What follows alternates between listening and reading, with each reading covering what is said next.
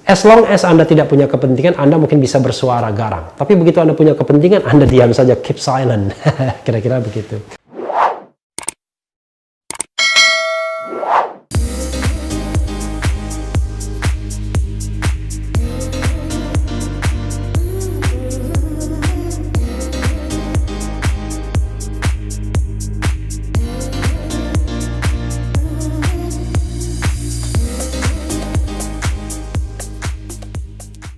Assalamualaikum warahmatullahi wabarakatuh, Sobat RH sekalian. Jumpa lagi kita di channel yang keren ini, Keren Cadas. Kali ini kita akan uber sesuatu yang sudah pernah kita uber, yaitu soal Pertamina. Beberapa waktu yang lalu kita uber soal Pertamina yang mau dijual. Lalu kemudian saya juga pernah interview sama Marwan Batubara dari IRES, Indonesia Resource Center, mantan anggota Dewan Perwakilan Daerah yang sangat concern dengan soal-soal migas ini. Pernah mengkritik keras misalnya divestasi Indosat dan juga rencana untuk privatisasi Pertamina melalui anak perusahaan atau subholding. Nah, ini ada berita yang ya memang sudah beberapa hari yang lalu tetapi penting tetap dibahas, yaitu mengenai gugatan Serikat Pekerja Pertamina terhadap Menteri BUMN Erick Thohir. Menarik ini ya, seperti dilansir oleh CNBC, heboh Serikat Pekerja Pertamina gugat Erick Thohir. Ada apa? Jakarta, CNBC Indonesia. Federasi Serikat Pekerja Pertamina Bersatu, PSPPB, organisasi yang menaungi 19 serikat pekerja di lingkungan PT Pertamina Persero, mengajukan gugatan perbuatan melawan hukum terhadap Menteri Badan Usaha milik negara Erick Thohir dan PT Pertamina Persero. Dalam rilis yang dikutip CNBC Indonesia Rabu 22 Juli yang lalu ya, FSPPB, bukan PSBB, kalau PSBB pembatasan sosial berskala besar. Ini Federasi Serikat Pekerja Pertamina Bersatu menilai Erick dan direksi Pertamina telah mengeluarkan keputusan sepihak yang bukan saja merugikan pekerja, tetapi juga melakukan peralihan aset dan keuangan negara yang dikelola Pertamina.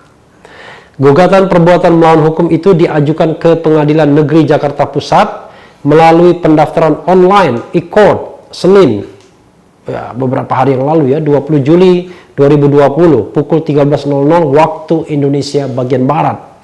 FSPPB menunjuk firma hukum Sihaloho dan Co sebagai kuasa hukum.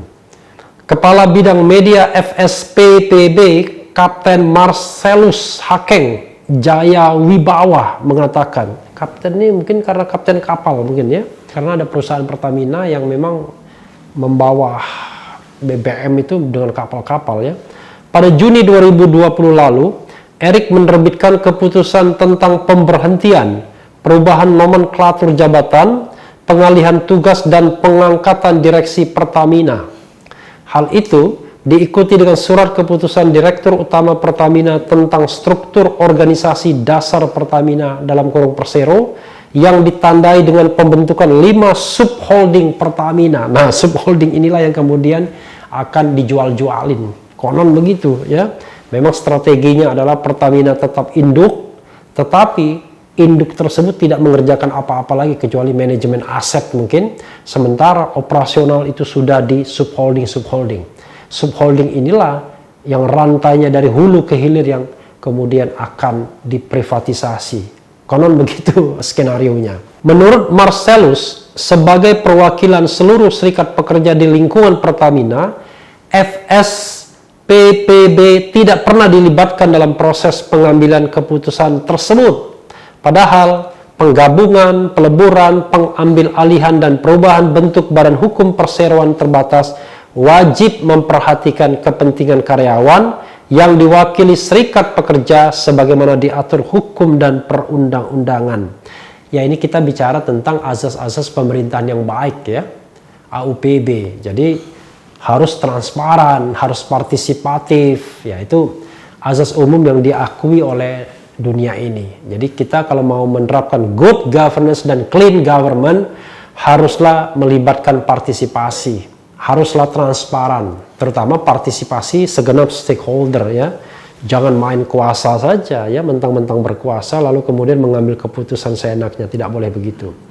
Pengurus bidang hubungan industrial dan hukum FSPPB Dedi Ismanto mengatakan, keputusan Erik dan Direktur Utama Pertamina di atas tidak hanya merugikan pekerja karena jabatan, hak, kewajiban, dan status kepegawaian yang berubah, keputusan itu juga mengakibatkan peralihan keuangan dan aset-aset negara yang sebelumnya dikuasai Pertamina Persero berubah kedudukannya menjadi dikuasai anak-anak perusahaan Pertamina Subholding.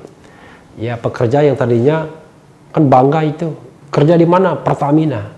Tapi dengan subholdingisasi ini mereka bukan lagi pekerja Pertamina, tapi pekerja anak perusahaan Pertamina yang pastinya nanti akan berbentuk perseroan juga.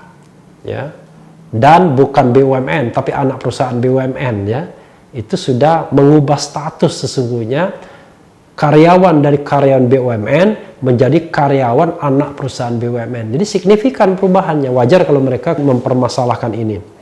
Dan yang sangat mengkhawatirkan adalah anak-anak perusahaan Pertamina itu akan diprivatisasi atau denasionalisasi dalam waktu dekat ini, ujar Dedi. Jadi privatisasi itu menjadikan perusahaan menjadi privat ya, walaupun mayoritas saham tetap dipegang Pertamina, tetapi ada kepesertaan dari unsur-unsur lainnya, swasta termasuk swasta asing. Ia menjelaskan, jika semua skenario Erik dan Direktur Utama Pertamina itu berjalan, maka negara akan berbagi kekuasaan dengan swasta, termasuk investor asing, dalam seluruh rantai usaha Pertamina, mulai dari hulu, pengolahan, distribusi, dan pemasaran hingga pasar keuangan. Dalam hal ini, kedaulatan energi nasional dipertaruhkan. Kuasa hukum FSPPB Janses Sihaloho dari firma hukum Sihalo & Co mengatakan, privatisasi subholding Pertamina jelas sangat berdampak bagi masyarakat luas. Penentuan harga BBM dan LPG misalnya, ya, tidak lagi akan mempertimbangkan daya beli masyarakat luas. Bisa iya, bisa tidak ya.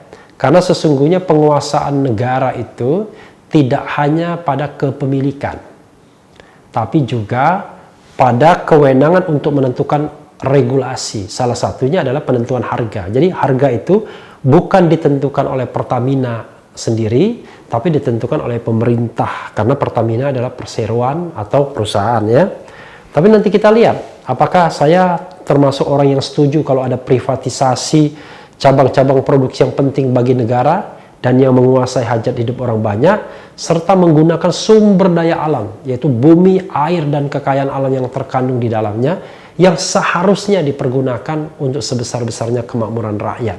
Bukan kemakmuran konglomerat, ya, tapi kemakmuran rakyat. Karena status kepemilikannya sudah berubah, kebijakan tidak lagi murni ditentukan negara, pasti akan dipengaruhi kepentingan pemegang saham lainnya, termasuk investor asing, kata Janses. Nah, disinilah sebenarnya akan terjadi conflicting, Sobat Era sekalian. Kenapa? Karena investor itu pasti berpikir tentang keuntungan, paling tidak penguasaan yang strategis. Sementara karena ini adalah sumber daya alam yang strategis, maka seharusnya bisa dimanfaatkan untuk sebesar-besarnya kemakmuran rakyat. Jadi kalau misalnya Pertamina menjual BBM dengan harga yang sama di seluruh Indonesia, wajar. Tapi begitu investor asing masuk atau swasta masuk, ya mereka tidak mau menjalankan fungsi-fungsi sosial seperti itu, atau fungsi untuk mendistribusikan kesejahteraan, atau fungsi melindungi segenap bangsa sebagaimana pesan konstitusional ya. Jadi mereka akan berpikir, ya ambil di tempat-tempat untung saja ya. Menurut dia, proses privatisasi subholding Pertamina yang diawali dengan keputusan Menteri BUMN dan keputusan Direktur Utama Pertamina tentang struktur organisasi dasar PT Pertamina Persero ditengarai kuat memanfaatkan celah hukum pada pasal 77 Undang-Undang BUMN. Pasal tersebut secara tegas melarang induk perusahaan BUMN, perusahaan Persero tertentu termasuk Pertamina untuk diprivatisasi. Jadi pasal 77 itu memang ada larangan-larangan privatisasi. Ya, termasuk sebenarnya mereka yang menggunakan sumber daya alam atau mengeksploitasi sumber daya alam. Namun terhadap anak perusahaan persero BUMN, pasal itu memiliki makna ambigu dan multitafsir sehingga membuka peluang untuk diprivatisasi. Karena dia jadi anak perusahaan, bukan lagi jadi BUMN. Kira-kira begitu ya. Jadi BUMN-nya dilarang untuk diprivatisasi. It's okay. Kita bikin anak perusahaan BUMN, subholding. Maka dia tidak tunduk kepada ketentuan bahwa BUMN dilarang privatisasi. Karena yang diprivatisasi itu adalah anak perusahaannya, bukan BUMN-nya. Pinter juga ya. Namun terhadap anak perusahaan persero BUMN, pasal itu memiliki makna ambigu dan multitafsir sehingga membuka peluang untuk diprivatisasi. Karena itu, pada Rabu 15 Juli lalu, FSPPB mengajukan uji material terhadap pasal 77 Undang-Undang BUMN ke Mahkamah Konstitusi. Jadi rupanya main juga ke Mahkamah Konstitusi, main juga pengadilan, ya, perbuatan melawan hukum, pengadilan negeri. FSPPB mengimbau, sekalipun pasal 77 Undang-Undang BUMN memiliki celah hukum, sudah seharusnya para pengambil keputusan di negara ini tidak memanfaatkannya untuk swastanisasi BUMN yang menguasai hajat hidup orang banyak. Benar juga cara berpikirnya FSPPB ini ya. Sudah seharusnya kita semua, apalagi pejabat negara, ikut menjaga kedaulatan energi nasional demi anak cucu. Bukan justru memanfaatkan celah-celah hukum demi kepentingan tertentu, kata Marcelus menegaskan. Staf khusus Kementerian BUMN Arya Sinulinga menilai gugatan itu keliru. Ya pasti dia bilang keliru, nggak mungkin gugatan itu benar ya, karena dia mewakili kepentingan yang berbeda. Menurut dia, ada sejumlah kesalahan mendasar dalam gugatan yang dilayangkan oleh FSPPB. Itu absurd banget gugatannya. Bahasanya banget ya. Mereka membicarakan IPO, padahal belum ada IPO ya, Initial Public Offering. Apa yang mau digugat? Masa yang mau digugat itu yang akan? Kan aneh. Akan kok yang digugat, barangnya saja belum ada, kok sudah digugat, ujar Arya dalam keterangannya kepada wartawan hari ini. Ini aneh juga menurut saya ya. Justru karena belum terjadilah digugat, agar tidak terjadi. Kalau sudah terjadi kan mana bisa digugat lagi. Misalnya initial public offering sudah terjadi, lalu mau digugat, ya berat. Jadi memang hukum itu ada 3 aspek yang penting putusannya. Aspek kemanfaatan, aspek keadilan, dan aspek kepastian hukum. Jadi kalau misalnya menggugat sesuatu dan kemudian ketika dimenangkan tidak bisa dikembalikan lagi, ya nggak ada gunanya.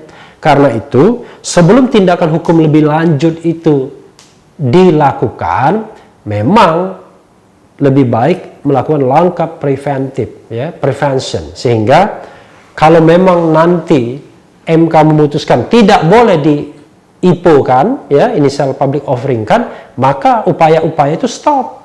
Tidak terjadi kerugian 2 kali, karena kita tahu bahwa untuk menuju ke arah initial public offering, penawaran saham itu ya, maka banyak sekali dana yang harus dikeluarkan, termasuk penggunaan konsultan-konsultan ya, konsultan keuangan, konsultan hukum dan lain sebagainya, termasuk juga pemeringkatan rating dan lain sebagainya ya.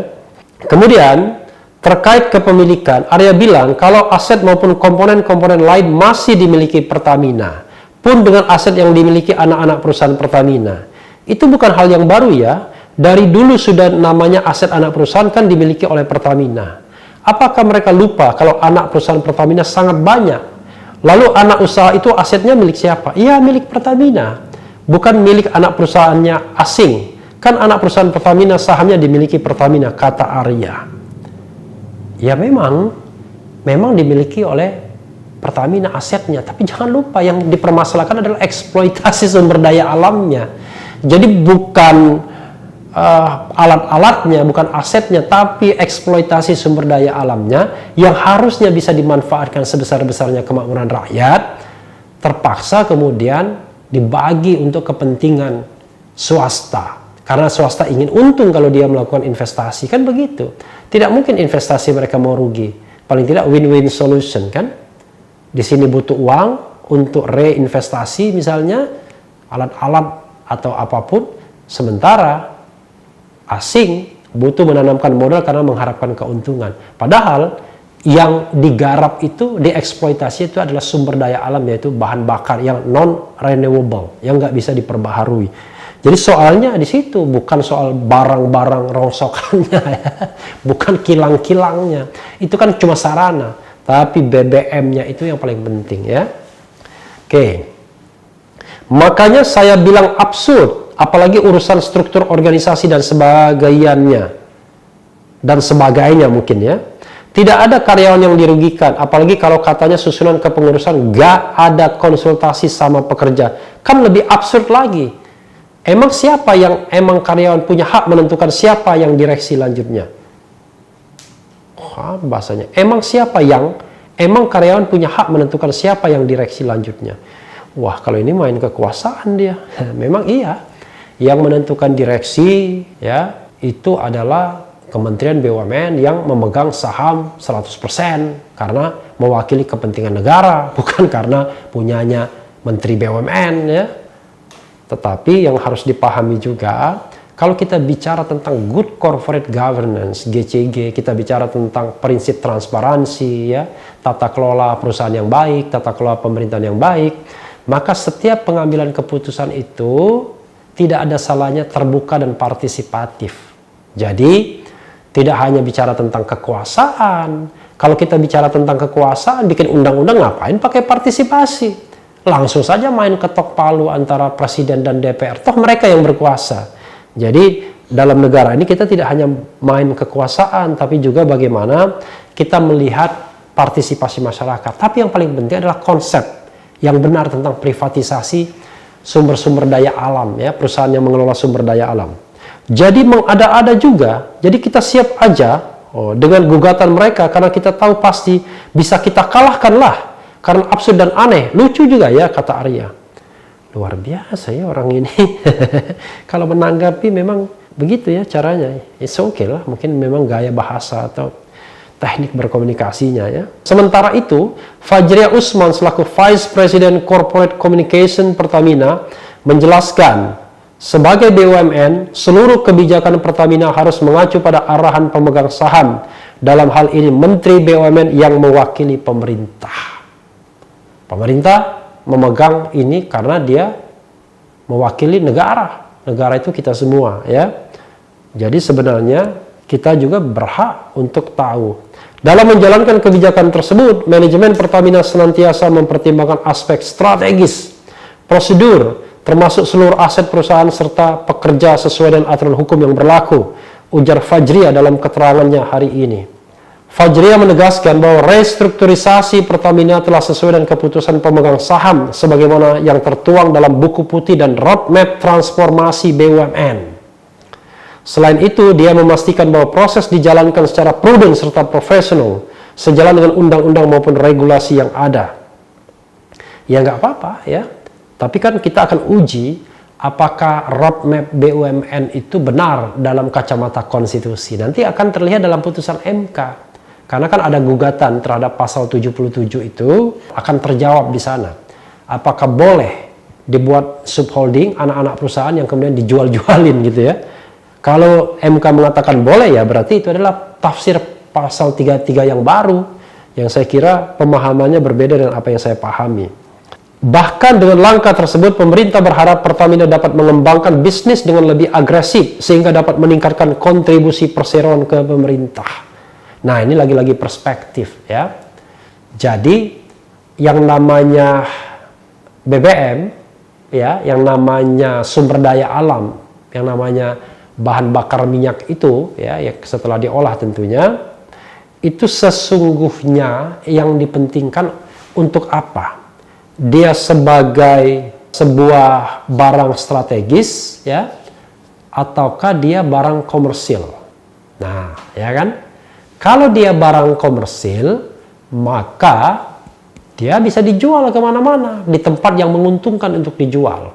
Tapi kalau dia barang strategis, bagian dari tafsir pasal 33 untuk kepentingan dan kemakmuran seluruh rakyat, maka dia tidak boleh diperlakukan hanya sekedar seperti komoditi, ya, yang bisa diperjualbelikan, di mana yang untung dia jual, rugi nggak mau jual.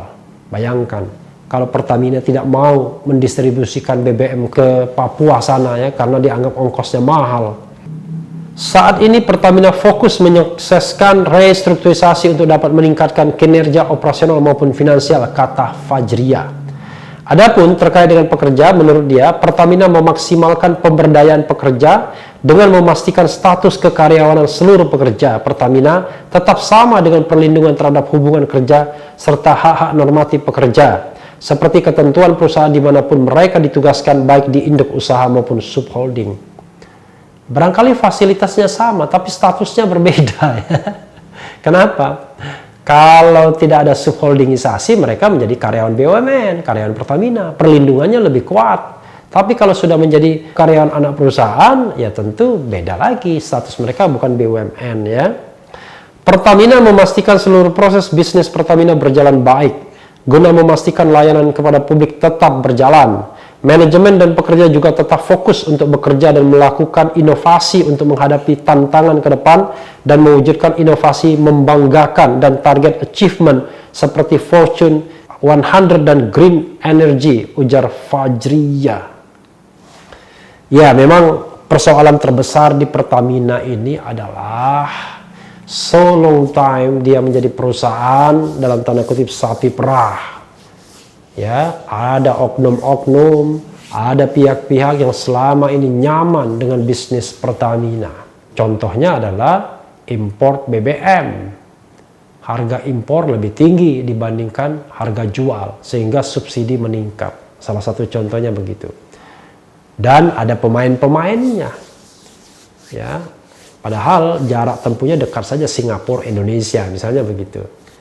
Jadi kalau kita lebih dalami, ada orang-orang tertentu yang sudah bermain minyak ini lama, dan itu berkelindan dengan kepentingan-kepentingan politik tentunya, menjadi cukong-cukong politik.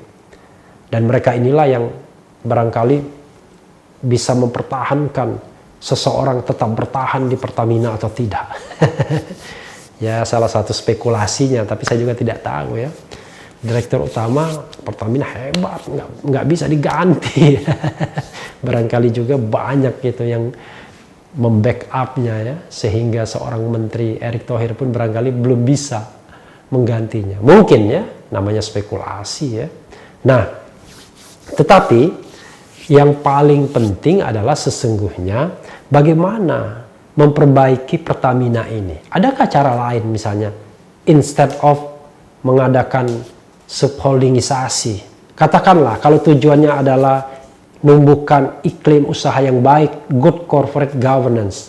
Saya kadang-kadang terus terang sobat era sekalian, separuh percaya dengan Menteri BUMN kalau dia tidak punya kepentingan, tapi separuhnya juga menganggap dia punya kepentingan. Kadang-kadang begitu ya, karena dia pebisnis ya. Ya paling gampang ketika persetujuan rancangan undang-undang Minerba tidak bersuara sama sekali.